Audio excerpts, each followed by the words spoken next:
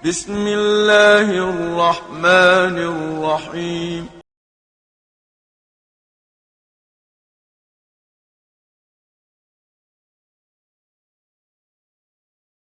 Bismillahirrahmanirrahim. Assalamualaikum warahmatullahi wabarakatuh. Alhamdulillahirabbil alamin. Wassalatu wassalamu ala asrofil anbiya'i wal mursalin wa ala alihi wa sahbihi ajma'in. Qala Allah Ta'ala, ya ayyuhalladzina amanu taqullaha haqqa tuqatih wa la tamutunna illa wa antum muslimun. Amma ba'd. Para jamaah rahimakumullah, kita lanjutkan kajian kitab Tawdihul Ahkam, melanjutkan pembahasan bab wudu. Pertemuan terakhir kita sudah selesai membahas hadis umrah. Sekarang masuk ke hadis Ali ya.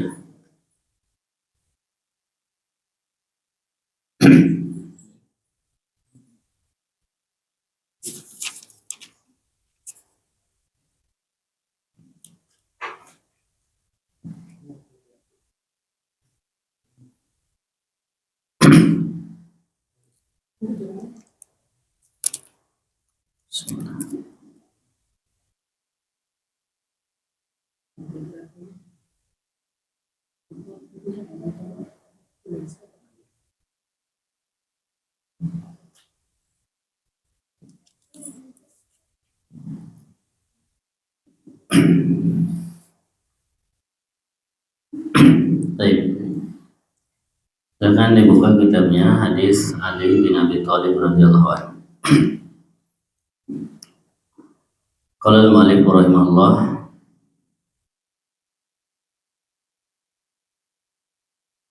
wa an aliyin radhiyallahu anhu fi sifati wudu'in Nabi sallallahu alaihi wasallam wa masaha bi ra'sihi wahidatan, akhrajahu Abu Dawud wa Nasa'i wa Tirmidzi bi isnadin sahih, bal qala Tirmidzi innahu asahhu syai'in fi hadzal bab. Kami baca terjemahannya. Dari Ali radhiyallahu an tentang tata cara wudu Rasulullah sallallahu alaihi wasallam, dia berkata, dan beliau mengusap kepala satu kali. Hadis riwayat Abu Daud, An-Nasa'i dan Tirmidzi dengan sanad sahih. Bahkan Tirmidzi mengatakan bahwa hadis ini merupakan hadis sahih dalam babnya. Baik. Jadi hadis ini menjelaskan mengusap kepala berapa kali? Satu kali. Ya. Kalau yang lainnya tiga kali. Mengusap kepala cukup satu kali. Dan Imam At-Tirmidzi mengatakan hadis ini hadis yang paling sahih dalam bab ini. Dalam bab ini maksudnya dalam bab mengusap kepala. Baik, hadis berikutnya kita baca cepat saja biar cepat tuntas.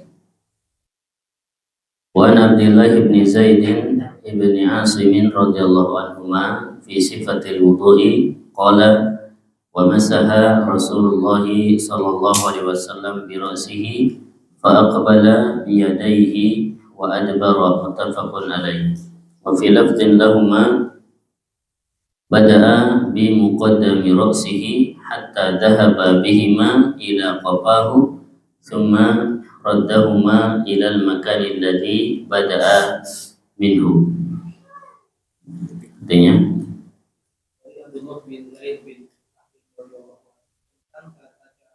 Dia berkata, Rasulullah sallallahu alaihi wasallam beliau mengusap bagian depan kepalanya kedua tangan dan ke bagian belakang. Riwayat dalam reaksi dari keduanya, Bukhari dan Muslim, beliau memulai dari bagian depan kepalanya, lalu menjalankan kedua tangannya hingga bagian kaki, kemudian mengembalikan kedua tangannya ke bagian di mana beliau mulai. baik. Hadis ini menjelaskan tentang tata cara mengusap kepala, ya.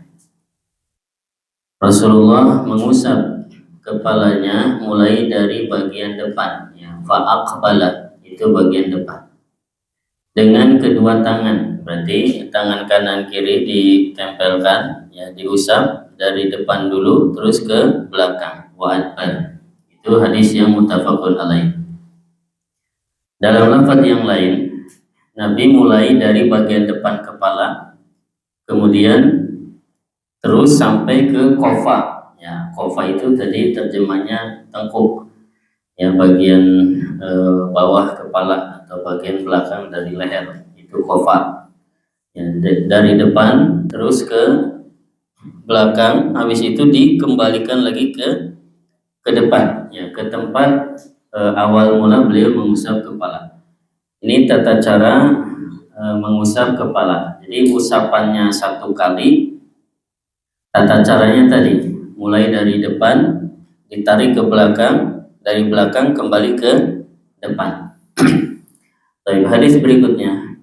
Wan Abdullah bin Amr radhiyallahu anhuma fi sifatil wudu qala thumma masaha sallallahu alaihi wasallam bi ra'sihi wa adkhala isba'aihi sabahataini fi udunaihi wa masaha bi ibhamaihi zahira udunaihi. Akhrajahu Abu Dawud wa Nasa'i wa sahahahu Ibnu Huzaimah. Dari Abdullah bin Amr radhiyallahu anhu tentang tata cara wudu, dia berkata, kemudian beliau Rasulullah mengusap kepalanya dan memasukkan kedua jari telunjuknya ke dalam kedua telinga beliau dan mengusap bagian luar kedua telinganya dengan kedua jarinya. Riwayat Abu Dawud dan Nasa'i dan dinilai sahih oleh Ibnu Huzaimah. Baik.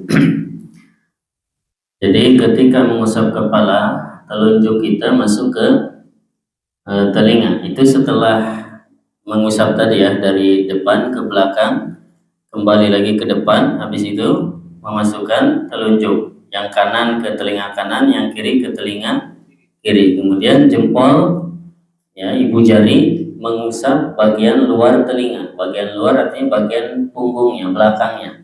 Itu diusap satu kali, seret, udah. Jadi yang telunjuk masuk ke lubang, yang belakang mengusap, digosok, diusap satu kali usapan saja. Tapi ini beberapa hadis, ya, tentang tata cara mengusap kepala.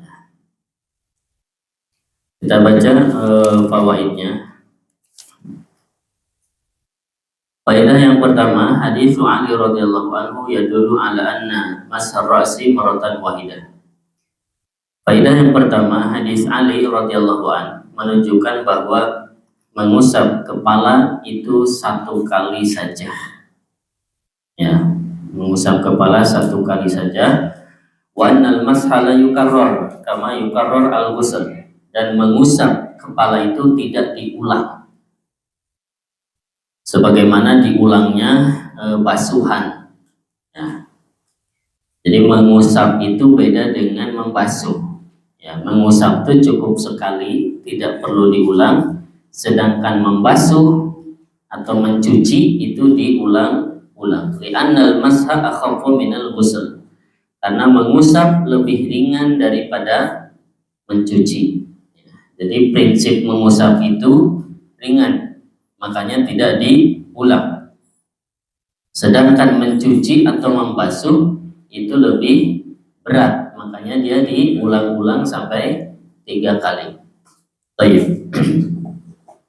Faedah yang kedua, hadis Abdullah bin Zaid radhiyallahu anhu yadullu ala sifatil masih, wa huwa an yabda'a bi muqaddami ra'sihi faidhaba bi yadayhi ila qafahu thumma yaruddahuma ila al-makani alladhi bada'a bihi. Hadis Abdullah bin Zaid menunjukkan tata cara mengusap, ya. Kalau hadis Ali menunjukkan mengusap kepala itu satu kali. Kalau hadis Abdullah bin Zaid menunjukkan bahwa menunjukkan tata cara mengusap, yaitu mulai dari bagian depan, lalu ke bagian belakang, lalu kembali lagi ke bagian depan. Yaitu mana aqbala biyadaihi wa adbaro. Aqbala itu dari bagian depan kepala, wa adbaro lalu ke bagian belakang kepala, lalu dikembali lagi ke depan. Baik. Faedah yang ketiga, qala Ibnu Qayyim fi Zadil Ma'ad, as-sahihu annahu lam yukarrir sallallahu alaihi wasallam masha ra'sihi, bal kana idza karrara ghusl al-a'dha'i afrada masha ra'si wa lam yasih anhu khilafu al-batta. Faedah yang ketiga, Al-Mu'allif rahimahullah membawakan perkataan Imam Ibnu Qayyim dalam kitabnya Zadul Ma'ad. Beliau mengatakan yang benar adalah mengusap kepala itu tidak diulang. Mengusap kepala tidak diulang. Bahkan ketika Nabi SAW mengulang-ulang membasuh anggota wudhu, beliau tetap menyendirikan mengusap kepala, dan tidak sahih riwayat yang bertentangan dengan ini sama sekali. Maksudnya ketika anggota wudhu yang lain misalkan dicuci 3 kali mengusap kepala mah tetap 1 kali. Dan kalau ada riwayat yang berbeda dengan ini, kata Imam Ibnu Qayyim, itu tidak ada yang sahih sama sekali.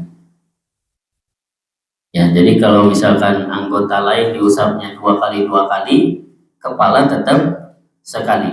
Anggota wudhu yang lain 3 kali, kepala tetap sekali. Itu riwayat yang sahih dari Nabi SAW. Makanya kita mengusap kepala itu cukup 1 kali saja. Ini perkataan Imam Ibnu Qayyim rahimahullah dalam kitabnya Zadul Ma'ad. Faedah yang keempat, wa qala kana sallallahu alaihi wasallam yamsahu ra'sahu kullahu wa lam yasihha anhu fi haditsin wahid annahu tasara ala masih ba'di ra'sihi al-battah. Faedah yang keempat, Nabi sallallahu alaihi wasallam senantiasa mengusap kepalanya seluruhnya. Jadi seluruh bagian kepala. Dan tidak ada satu hadis pun yang sahih dari Nabi bahwa beliau mencukupkan mengusap sebagian kepala. Tidak ada hadis yang sahih sama sekali, satu pun tidak ada. Misalnya Nabi hanya mengusap bagian depannya, itu enggak ada. Riwayat dari Nabi enggak ada. Jadi semua riwayat-riwayat dari Nabi SAW tentang mengusap kepala, itu riwayatnya Nabi mengusap seluruh bagian kepala, dari depan ke belakang, dari belakang dikembalikan ke depan, serta itu mengusap telinga. Itu tidak ada satupun riwayat yang sahih dari Nabi beliau mencukupkan diri dengan mengusap sebagian kepala, misalnya hanya bagian depannya saja, itu enggak ada. Tapi kenapa di kita kebanyakan mengusap kepala itu hanya sebagian, ya enggak? Ya, hanya bagian depan saja, ya bagian depan saja, enggak sampai ke belakang, apalagi dikembalikan ke depan. Ya, enggak tahu kenapa ya. Nah, pada di hadis-hadis tentang tata cara wudhunya Nabi, riwayat-riwayat dari Nabi seperti perkataan Imam Ibnu Qayyim tadi, yang sahih itu Nabi mengusap seluruhnya. Gak ada satupun hadis Nabi mengusap sebagian, itu gak ada. Ya, makanya kita beragama Islam ini jangan cukup sekedar ikut-ikutan. Memang kita Islam dari lahir. Kita Islam karena orang tua kita Islam. Kita Islam karena lingkungan kita Islam.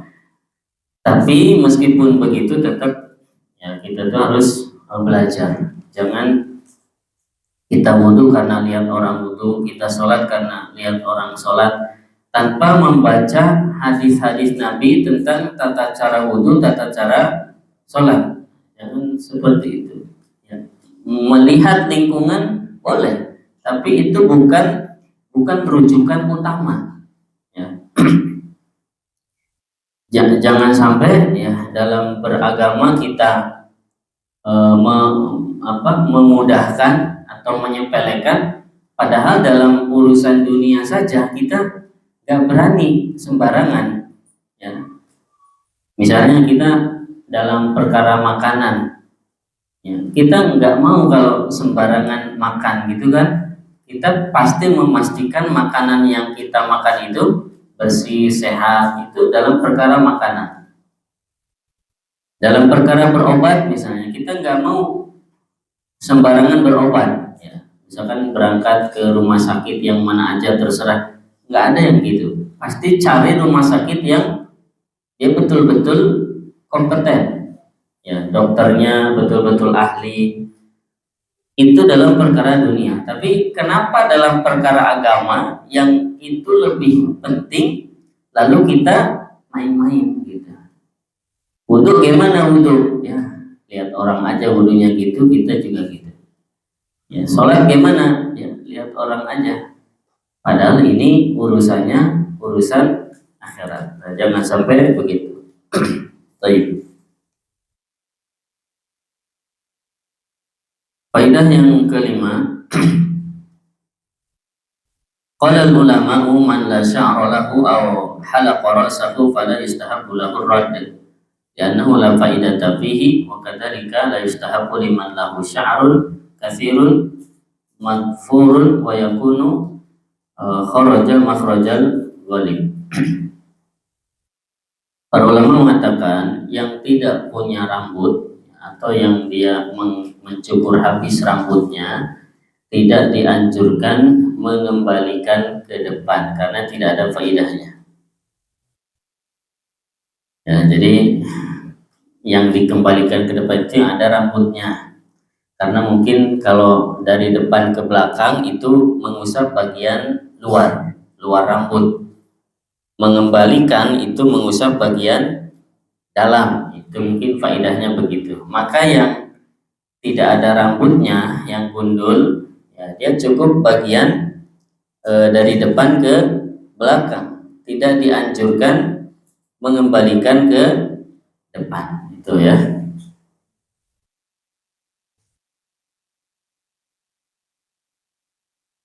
Baik, begitu juga yang rambutnya banyak ya, yang rambutnya tebal, ini harus terusap semua, atau maksudnya secara wajar saja. Misalkan rambutnya panjang ya, perempuan ya, jadi nggak harus semuanya terusap, ya sewajarnya saja, semampunya saja ya, dari yang penting dari depan ke belakang, dari belakang ke depan, nggak usah misalkan digosok-gosok semuanya gitu, nggak wajib seperti itu ya, nggak dianjurkan seperti itu ya. Wa yakunu kharaja makhrajal ghalib, yang umum saja, yang wajar saja. Jadi agama Islam tuh nggak repot, nggak berat gitu. Kalau berat susah mungkin itu bukan bagian dari agama ya, itu hanya pemahaman orang saja, kemungkinan pemahamannya salah. Misalnya orang kalau sholat baca niat harus bareng, antara hati dengan lisan harus bareng ya. Misalkan yang baca niat sholat maghrib misalkan, apa niatnya, usolli atau nawaitu usolli sholat al-maghrib salasa rakaatin mustaqbilal qiblah imaman atau makmuman dan seterusnya lillahi ta'ala, itu kan niat. Jadi ketika niat dibaca harus bareng dengan ucapan lisan. Misalnya lisan mengatakan Allah, nah ketika Allah hati berniat membaca tadi. Jadi ketika bar itu udah lillahi ta'ala. Jadi ketika Allah itu hati membaca nawa itu, ketika bar udah lillahi ta'ala. Itu gimana coba, antum bisa nggak? Ya, lisan dan fisik kita berucap dan bergerak Allah, hati berniat ya nawaitu usolli sholat al-maghrib dan seterusnya bersamaan, bisa nggak? Susah kan? Nah, maka yang susah-susah itu ya mungkin itu bukan bagian dari agama. Agama itu mudah. Agama itu mudah. Ya niat gimana? Ya udah niat. Mau sholat maghrib ya udah Allahu Akbar. Kan Nabi kalau mau sholat memulai dengan takbir. Gimana takbirnya? Ya udah Allahu Akbar udah. Tapi kalau pakai yang tadi susah. Makanya ada orang yang udah Allahu Akbar, nggak jadi dia, ulangi lagi. Allah diulang-ulang terus karena itu susah. Baik, jadi agama Islam itu mudah. Itu ciri agama Islam itu mudah. Baik. Jelas ya? Faedah selanjutnya, hadis yang keenam, hadis Abdullah bin Amr radhiyallahu anhuma yadullu ala mashil udhunaini ma'ar ras. Hadis Abdullah bin Amr yang menunjukkan bahwa mengusap kedua telinga bersamaan dengan mengusap kepala. Jadi mengusap telinga itu bagian dari mengusap kepala. Ya, sebagaimana dalam hadis disebutkan al-udhunani minar ras. Kedua telinga itu bagian dari kepala. Ya, jadi nggak bisa dipisahkan antara mengusap telinga dengan mengusap kepala. Wasifatu masihima an yudkhila isba'aihi sabahataini fi somahi udunaihi wa yamsahu bi ibhamaihi dhahira udunaihi. Tata caranya tadi sudah dijelaskan. Masukkan jari telunjuk ke lubang telinga, lalu ibu jari mengusap bagian luar telinga. Itu tata cara mengusap telinga.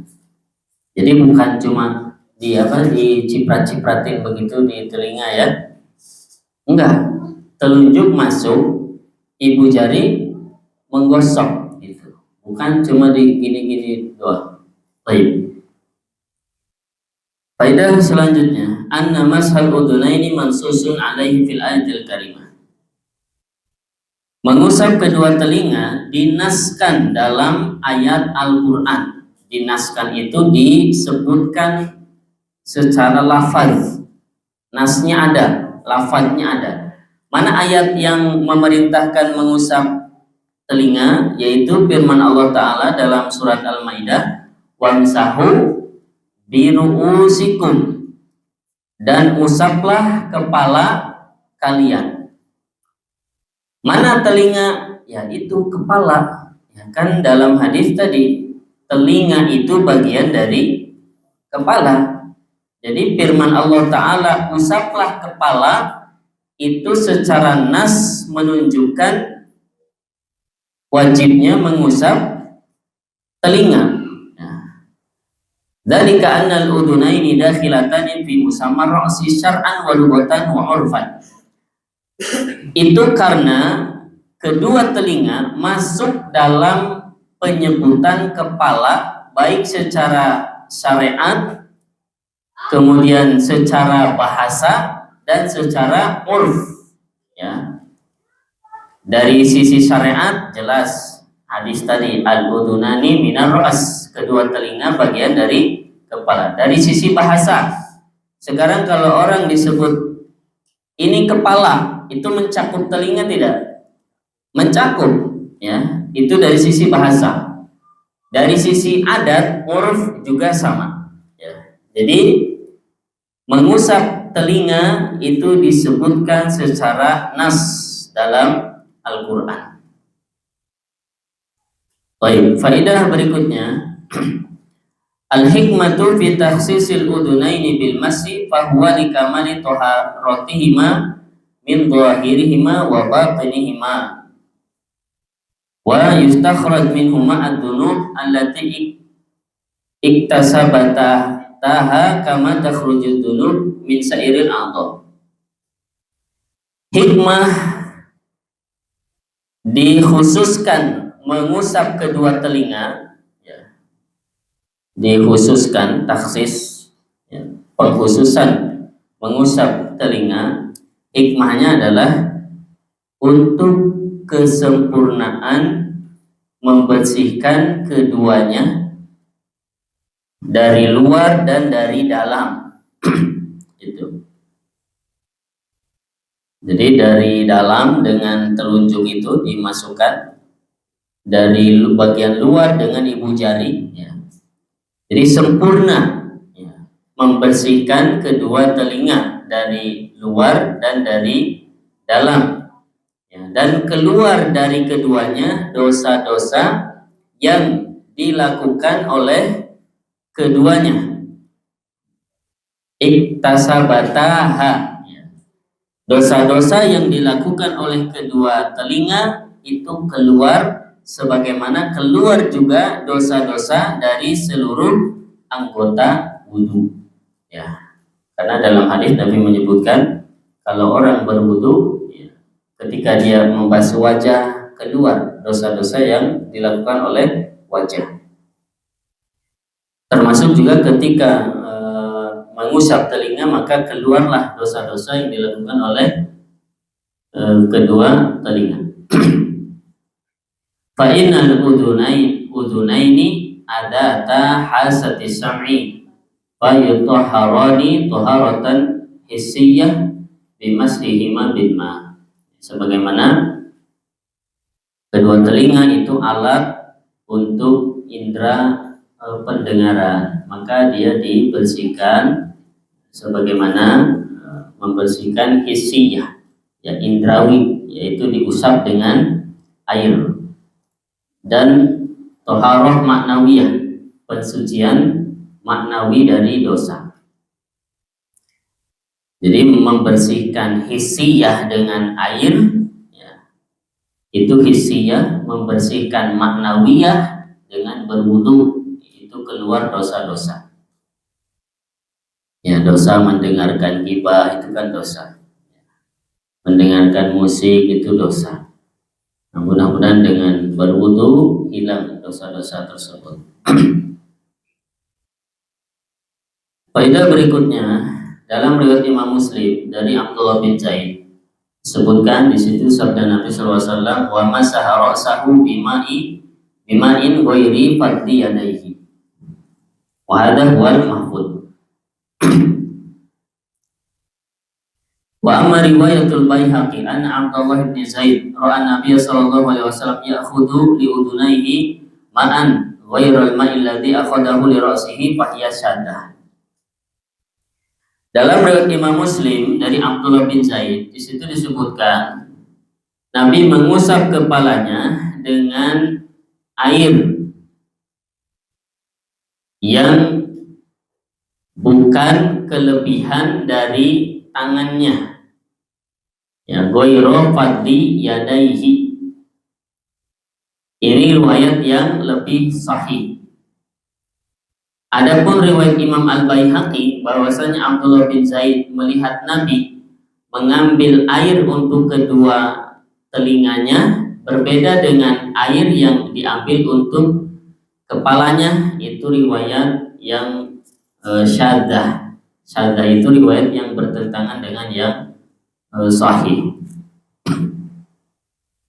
Ya, Nabi mengambil air khusus untuk telinga yang bukan air untuk kepala, itu riwayatnya yang bertentangan dengan yang sahih. Adapun riwayat yang lebih kuat yang sahih, Nabi mengusap telinganya, ya, dengan sisa-sisa air yang ada di tangannya dari sisa mengusap kepala. Jadi tidak mengambil air khusus. Ya, jadi kita setelah tangan, ya, tangan kanan 3 kali, kiri 3 kali. Habis itu kita basahi telapak tangan kita dengan air, terus kita buang airnya, kita usapkan di kepala, ya, bagian depan, ke belakang, ke depan lagi. Nah, habis itu nggak usah ngambil air lagi, cukup dengan air yang di tangan kita. Lalu kita usap telinga kita, gitu. Itu riwayat yang mahfud, yang lebih sahih. Wa masaha ra'sahu bima'in ghairi fadli yadayhi. Itu yang mahfud. Wa haditsu al-udunani minar ra's, kemudian dikuatkan dengan hadis kedua telinga itu bagian dari kepala. Ya, kemudian perkataan para sahabat, masaha ra'sahu wa udunaihi maratan wahidah, mengusap kepala dan kedua telinganya satu kali. Dalilun ala annahu alaihi salatu wassalam kana yamsahu ra'sahu wa udunaihi bima'in wahid. Itu menunjukkan bahwa Nabi mengusap kepala dan dua telinganya satu kali. Ya, satu kali itu maksudnya satu kali ngambil air. Ya, satu kali ngambil air itu untuk kepala dan untuk telinga. Faidah berikutnya, haddul ra'si min manabiti sya'ri ra'si al-mu'tadi mimma yalil jabhah ila mafsilir ra'si minar raqabah wa minal uduni ilal uduni. Kemudian di sini sebutkan batasan kepala, ini penting. Batasan kepala dari depan itu dari tempat tumbuhnya rambut yang wajar atau yang umum. Ya, umumnya orang numbuh rambut dari mana? Ya dari sini. Berarti ini batasan kepala, ya dari tempat tumbuh rambut, ya.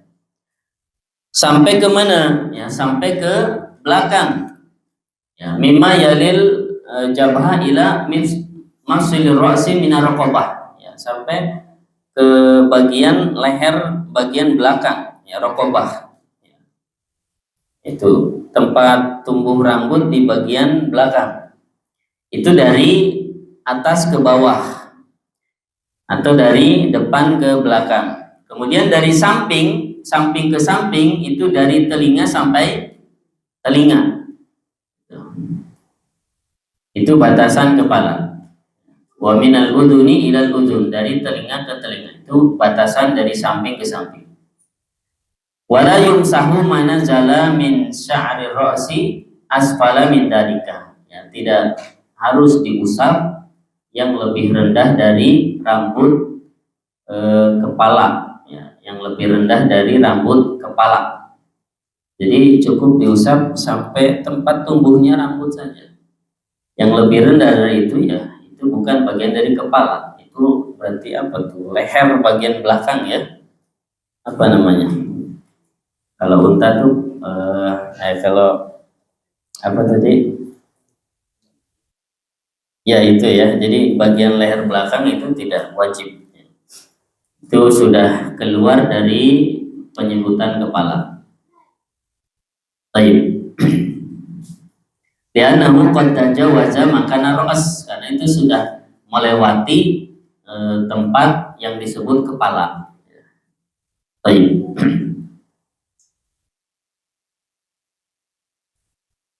Kemudian faedah selanjutnya, dhahrul uduni huwa ma yali ra's.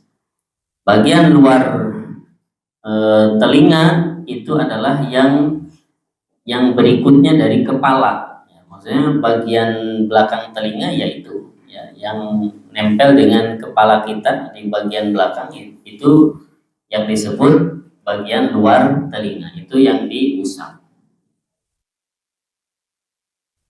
Baik.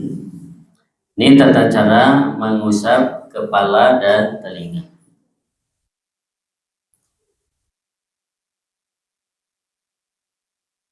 Kemudian di sini Al-Mu'allif rahimahullah menjelaskan tentang ikhtilaful ulama, ya, perbedaan pendapat ulama tentang apakah wajib mengusap seluruh kepala ataukah tidak wajib. Itu walaupun tata cara atau riwayat-riwayat dari Nabi tadi sudah disebutkan, Nabi itu mengusap seluruh kepala, ya. Tidak ada satupun riwayat dari Nabi beliau mencukupkan dengan mengusap sebagian. Tapi para ulama berbeda pendapat. Apakah mengusap seluruh kepala itu wajib atau tidak wajib? Padahal Abu Hanifah wa Syafi'i ila jawazi masih ba'dihi. Lianna sallallahu alaihi wasallam tawadda'a wa masaha ala nasiyatihi. Pendapat yang pertama, Imam Abu Hanifah dan Imam Asy-Syafi'i berpendapat boleh mengusap sebagian. Apa dalilnya? Dalilnya Nabi Shallallahu Alaihi Wasallam berwudu dan beliau mengusap bagian atas kepalanya saja, bagian ubun-ubun. Ya, ala nasiyatihi, bagian ubun-ubun, bagian atas. Yaitu ketika Nabi memakai penutup kepala itu. Jadi itu beda konteks ya. Ketika orang pakai penutup kepala ya itu cocok dalil itu. Tapi kalau dalil ini dijadikan dalil untuk mengusap sebagian ya konteksnya beda. Baik. Wa dhahaba Imam Malik wal Imam Ahmad ila wujubi masih kulli. Pendapat yang kedua, Imam Malik dan Imam Ahmad berpendapat wajibnya mengusap seluruh kepala. Kama sabata dzalika min fi'lihi sallallahu alaihi wasallam fil ahadits shahihah wal hasanah. Sebagaimana itu dilakukan oleh Nabi sallallahu alaihi wasallam dalam hadis-hadis yang sahih dan hasan. Ini pendapat yang kedua. Qala Syekhul Islam Ibnu Taimiyah lam yunqal an ahadin annahu sallallahu alaihi wasallam iktasara ala masih ba'di ras. Syekhul Islam Ibnu Taimiyah beliau mengatakan tidak pernah dinukil dari seorang pun bahwa Nabi mencukupkan diri dengan mengusap sebagian kepala. Lah tadi yang dalilnya Imam Abu Hanifah dan Imam Syafi'i itu dalilnya Nabi berwudu mengusap bagian ubun-ubun kepalanya saja. Terus kata Ibnu Taimiyah tidak pernah dinukil. Maksudnya gimana? Nah, itu karena beda konteks ya. Yang dijadikan dalil oleh Imam Abu Hanifah dan Imam Asy-Syafi'i itu wudunya Nabi dalam kondisi Nabi memakai penutup kepala ya, atau memakai sorban. Nabi memang mengusap bagian atas kepalanya. Itu kondisi khusus ya, bukan kondisi umum.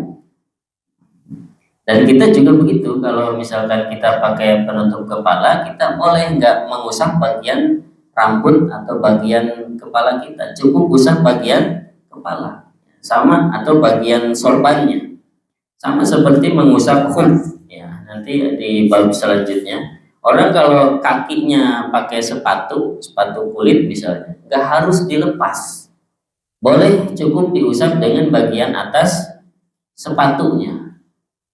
Nah, mengusap bagian atas sepatu lalu dijadikan dalil kaki boleh diusap, itu cocok nggak? Nggak cocok, beda konteks. Ya, Nabi mengusap bagian atas ya karena kakinya pakai penutup kaki, pakai sepatu. Begitu juga kepala. Nabi pakai sorban, kemudian Nabi mengusap bagian atas sorbannya saja, lalu digunakan dalilnya untuk pendapat bahwa mengusap kepala boleh sebagian. Ini kurang tepat pendalilannya. Ini penjelasan para ulama seperti itu. Makanya wallahu alam dalam bab ini para ulama merojihkan pendapat yang mengatakan diwajibkan mengusap seluruh kepala dari depan ke belakang, dari belakang ke depan, lalu mengusap telinga. Dan tadi sudah kita jelaskan juga perkataan Imam Ibnu Qayyim. Wa qala ta'ala wamsahu bi ru'usikum wal ba'u la tadullu ala masil ba'd. Kemudian dalil yang boleh mengusap sebagian berdalil juga dengan ayat wamsahu bi ru'usikum, dan usaplah kepala kalian. Mereka mengatakan huruf ba dalam ayat itu ya, wamsahu bi ada huruf ba-nya kan. Ba itu mengandung makna sebagian. Tapi pendapat ini kemudian dibantah oleh para ulama, wal ba'u la tadullu ala masil ba'd. Ya, huruf ba tidak menunjukkan mengusap sebagian. Ya. Jadi ba dalam ayat ini tidak menunjukkan sebagian. di anaha lil ilsaq, karena ba di situ yaitu hanya ya wamsahu bi ru'usikum itu maksudnya, dan usaplah kepala kalian. Jadi itu bukan lit tab'id, bukan ba yang menunjukkan sebagian. Baik. Wallahu a'lam bishawab. Kita lanjutkan hadis berikutnya. Udah masuk isya ya?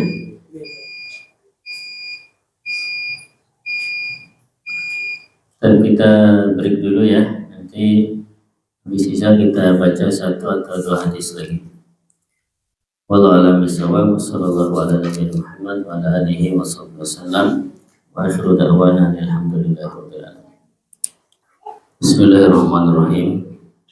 Alhamdulillah wassalatu wassalamu ala Rasulillah wa ala alihi wa sahbihi wa man wala. Para jamaah rahimakumullah, kita lanjutkan, kita baca satu hadis lagi. Qala al-mu'allif rahimahullah wa Nabi Hurairah radhiyallahu anhu qala Rasulullah sallallahu alaihi wasallam idza staiqadha ahadukum min manamihi falyastansir salasan fa inna syaitana yabitu ala khaysumihi, muttafaqun alaih. Artinya dari Abu Hurairah radhiyallahu anhu, dia berkata, Rasulullah sallallahu alaihi wasallam, jika salah seorang di antara kalian bangun dari tidurnya, maka hendaklah menghirup air ke dalam hidung dan mengeluarkan kembali sebanyak 3 kali. Sesungguhnya syaitan bermalam di batang hidungnya. Hadis riwayat muttafaqun alaih. baik. Hadis ini menjelaskan bahwa syaitan itu bisa bermalam atau hinggap ya, atau masuk ya di hidung salah seorang dari kita. Baina syaitana yabitu ala khaysyumi, karena setan bermalam di hidung dia atau di hidungnya. Maka Nabi SAW memerintahkan apabila kita bangun dari tidur hendaklah istinsyaq dan istinsar ya, menghirup air ke hidung lalu mengeluarkannya kembali. Kemudian kalau orang bertanya bagaimana lubang hidung yang begitu kecil tapi setan bisa masuk ke dalam, itu perkara gaib. Jawabannya itu perkara gaib, kita tidak tahu ya. Yang jelas ketika Nabi SAW menyebutkan fa inna syaitana yabitu ala khaysyumihi, ya kita beriman ya memang itu benar. Tapi kaifiatnya, tata caranya bagaimana ya, setan itu seperti apa kita tidak tahu. Baik. Faedah-faedahnya yang pertama, ba'du riwayat qayyadat hadal istinsar indal wudu. Sebagian riwayat membatasi istinsar di hadis ini yaitu ketika berwudu. Jadi maksudnya bukan bangun tidur istinsar gitu, bukan, tapi bangun tidur berwudu, kemudian di wudu itu melakukan apa? Istinsar. Fayakunu wal mansus alaihi ma'al wudu. Jadi istinsarnya disertai dengan berwudu. Wa ba'du riwayat atlaqathu wa lam tuqayyidhu. Tapi sebagian riwayat tidak membatasi dengan wudu, disebutkan secara mutlak ya, istinsar saja tanpa wudu. Fal aula al istinsar salasan illa bisadib ba'dal istiqad min naumil lail. Maka yang lebih utama adalah istinsar sebanyak 3 kali illa bisadib ba'dal istiqad min naumil lail. Ya, kalau tidak bertabrakan dengan bangun dari tidur malam ada wudhunya. Maksudnya misalkan bangun malam, bangun tidur ya di malam hari, kan itu belum ada wudhunya. Wudhu sholat apa kan nggak ada. Maka itu boleh istinsar saja sebanyak 3 kali.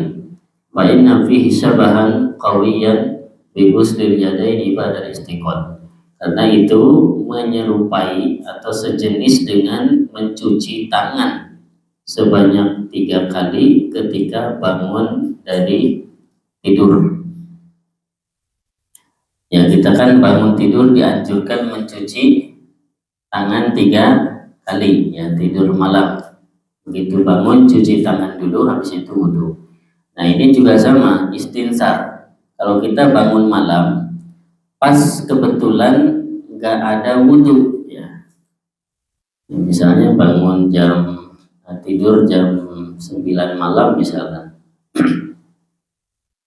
terus bangun jam 3 malam, tapi kita lagi nggak tahajud misalnya, terus subuh masih lama, artinya kita nggak butuh wudhu. Nah itu boleh istinsar sebanyak 3 kali, yaitu dianjurkan seperti itu.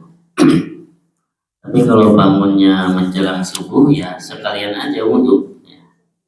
Nanti di wudhu itu ada istinsar. Faedah yang kedua, yadulul haditsu ala masyru'iyatil istinsar. Hadis ini menunjukkan disyariatkannya istinsar. Li'annahu warada bi sighatil irsyad, karena dia datang dengan bentuk anjuran atau arahan. Ya, maka itu disyariatkan. Wal istinsar yalzamu minhul istinsyaq.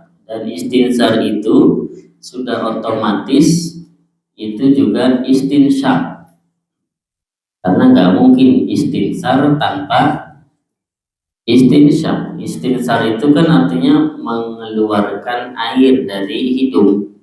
Berarti sebelum mengeluarkan apa dulu?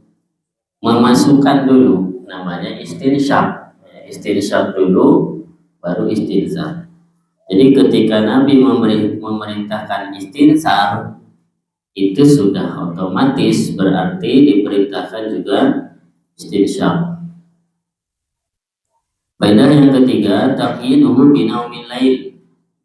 Anjuran di sini dibatasi dengan tidur malam hari. Mana dalilnya tidurnya ini tidur malam? Yaitu sabda Nabi, yabitu. Fa inna syaitona yabitu, karena setan yabit. Yabit itu dalam bahasa Arab artinya bermalam. Ya, bermalam itu menunjukkan tidur malam. Ya, maka sebagian ulama berpendapat yang dianjurkan istinsar itu kalau tidur malam.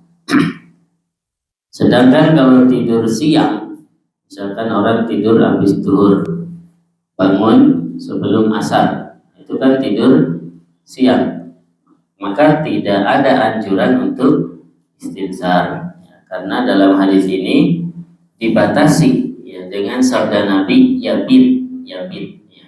Yabit itu tidur malam. Kita sering dengar istilah mabit. Mabit di Mina, itu bermalam di Mina.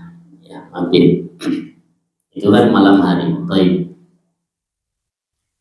Kemudian wali'annahu madannatut tuli wal istighraq, karena tidur malam itu ya kemungkinan atau diduga kuat tidurnya panjang, lama, dan istighraq.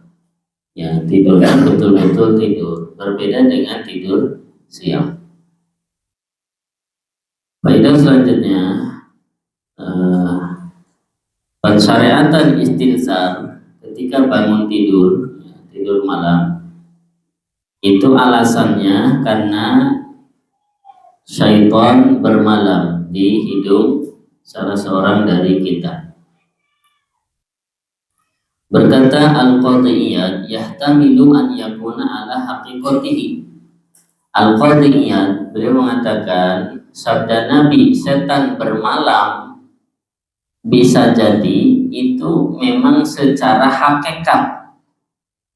Secara hakikat itu artinya ya hidung itu merupakan salah satu tempat setan. Ya, bainal anfa ahadum manafidil jism.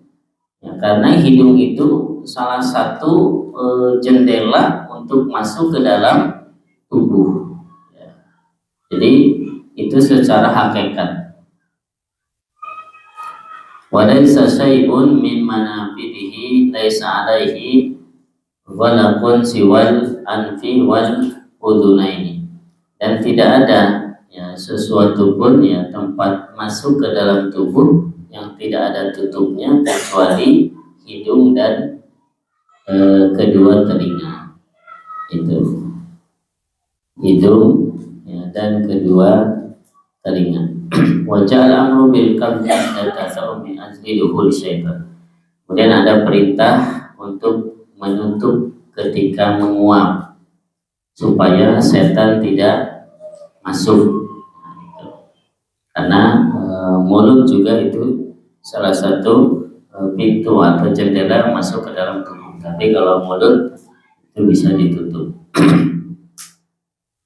Baik. Faedah selanjutnya al-ihtirasu minasyaitan fa innahu yuridul wulud ila ibni adam ma'akuli tariq. Faedah kelima ya, berjaga dari syaitan atau berhati-hati yang menjaga diri dari syaitan, karena dia ya, setan itu selalu ingin masuk ke dalam tubuh manusia dengan segala cara ma'akuli tariq. Wa huwa yajri minhu majrad dam. Kemudian setan itu di tubuh manusia dia mengikuti aliran darah. Ya, makanya diperintahkan orang itu untuk berpuasa, salah satunya untuk membatasi ruang gerak setan. Ya, karena setan itu semakin leluasa ya, dengan aliran darah itu. Ya, dengan puasa ya, sedikitnya asupan makanan minuman itu mengurangi pergerakan syaitan di dalam tubuh kita, yang mana setan itu berusaha untuk menyesatkan dan merusak kita. Nah, maka bentuk kehati-hatian kita ya, kewaspadaan kita dari setan salah satunya tadi, kalau bangun tidur istighfar 3 kali. Kalau menguap tutup ya supaya setan tidak masuk. Itu ikhtiar kita. Tapi barangkali itu yang kita cukup dulu sampai di sini. Kajian berikutnya hadis idza staiqadha ahadukum min naumihi fala yaghmis yadahu bil ina. Wallahu a'lam bishawab. Walhamdulillahirabbil alamin. Baik, ada pertanyaan?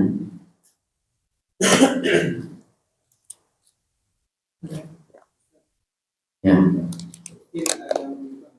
Kalau untuk wudhu kan kepala dan kepala ya dan tubuh itu besar.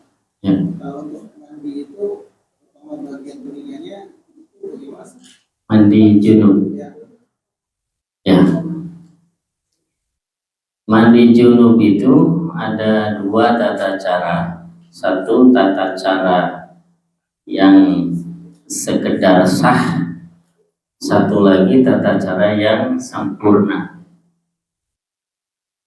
Tata cara yang sah itu yang penting terpenuhi 2 rukunnya. Yang pertama niatnya ya niat mandi junub, bukan sekedar mandi biasa. Yang kedua rukunnya membasahi seluruh tubuh ya, termasuk kepala, rambut, telinga, semuanya. Misalnya orang mandi junub dengan dia nyebur ke bak dan basah semua tubuhnya, itu udah sah.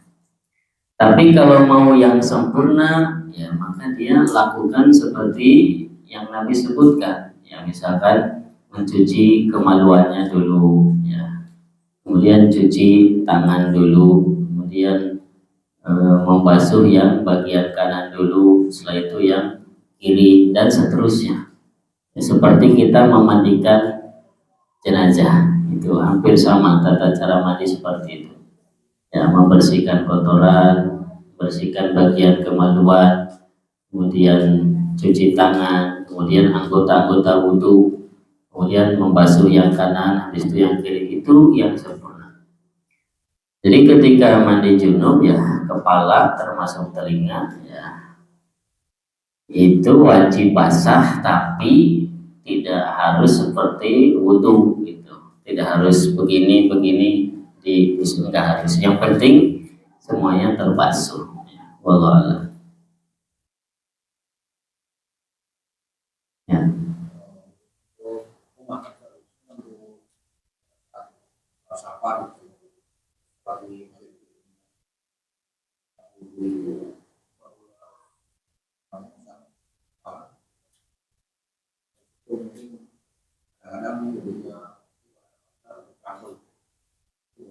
Ibu-ibu ya.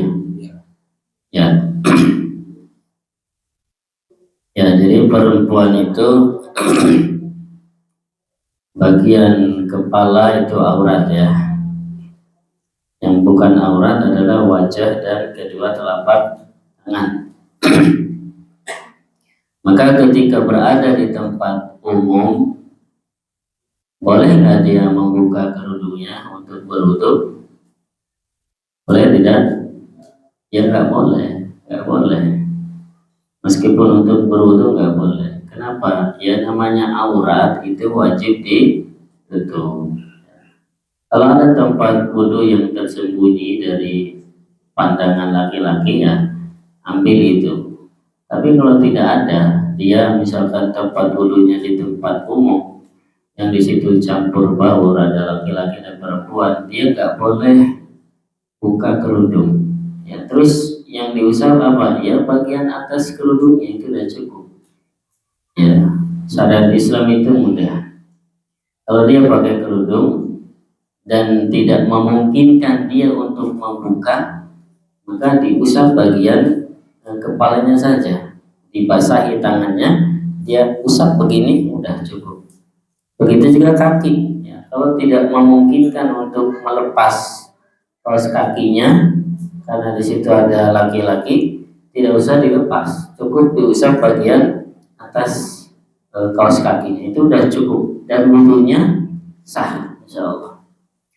Wallahu Malam ini kita dapat pelajaran bahwa setan itu sering berusaha memasuki manusia dari jalur-jalur yang terbuka tadi. Yang pertama tadi itu kita dianjurkan untuk beristikfar, kemudian dari mulut ketika kita menguap dan berusaha untuk menahan sekuat mungkin. Tapi yang mau saya tanyakan Ustaz, kalau semisal bukan menguap dari jalur mulut ini yaitu bersendawa Ustaz. Nah, sendawa ini apakah disamakan dengan menguap atau kita harus tahan sendawa ini atau sambil menutup mulut atau seperti apa Ustaz? Ini terakhir ya. Ya tentunya beda ya, menguap sama sendawa. Hukumnya juga beda. Dalam hadis kan disebutkan tentang menguap. Idza tasa'aba ahadukum, apabila salah seorang dari kalian menguap, falyaqdum mastata'a, adalah menutup semampu dia. Ya, atau kama qala sallallahu alaihi wasallam. Fa inna syaitana, karena sesungguhnya syaitan yadkhulu ma'atasau, dia masuk bersamaan dengan kita menguap. Jadi yang disebutkan itu menguap. Yang dianjurkan ditahan, atau kalau nggak bisa ditahan maka ditutup, itu menguap. Nah, bagaimana dengan sendawa? Ya sendawa hukum asalnya mubah, itu kembali ke adat kita saja. Uruf di masyarakat kita gimana? Kalau di kita mungkin sendawa itu ya dianggap mungkin kurang etika mungkin ya. Tapi ya gimana ya, kadang orang habis makan sendawa. Jadi itu sebenarnya hal yang mubah ya.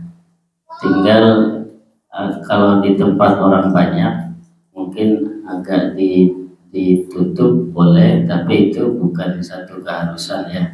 Beda dengan menguap. Kalau menguap memang ada anjurannya.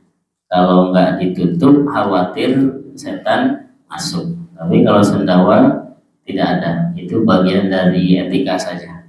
Ya, karena kadang di samping kita orang sendawa apalagi habis makan ya kadang kecium aromanya. Itu juga tidak baik. Baik, itu saja. Terima kasih atas perhatiannya. Subhanakallahumma wa bihamdika asyhadu an la ilaha illa anta astaghfiruka wa atubu ilaik. Assalamualaikum warahmatullahi wabarakatuh.